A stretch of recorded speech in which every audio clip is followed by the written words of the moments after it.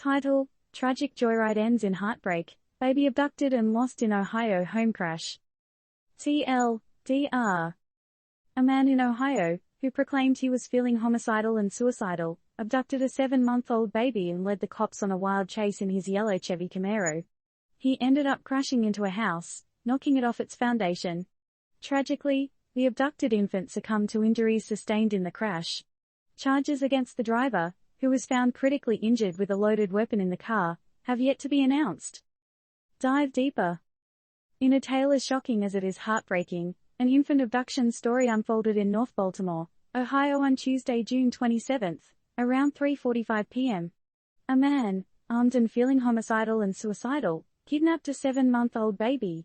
With the audacity of a Hollywood villain, he informed the baby's mother that he had killed the infant, then initiated a police chase in his canary yellow Chevrolet Camaro. One would assume he was auditioning for a tragic Fast and Furious spin-off.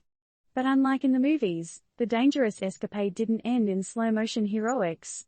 Instead, he drove off the road, sped through a front yard, and slammed into a house, knocking it off its foundation. Can you imagine coming home to that kind of remodeling?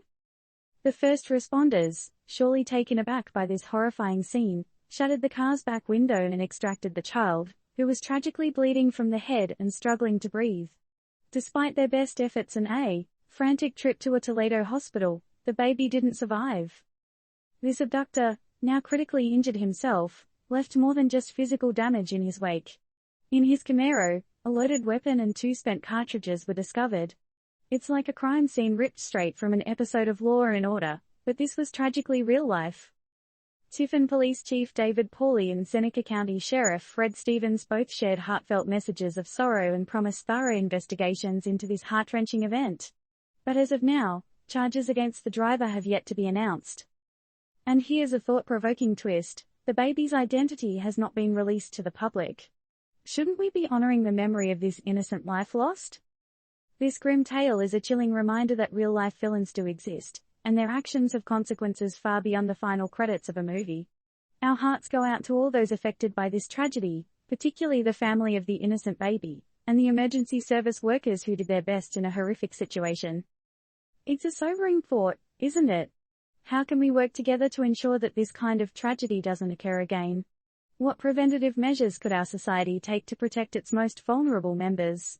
Share your thoughts below, because your ideas might just contribute to a safer world for us all.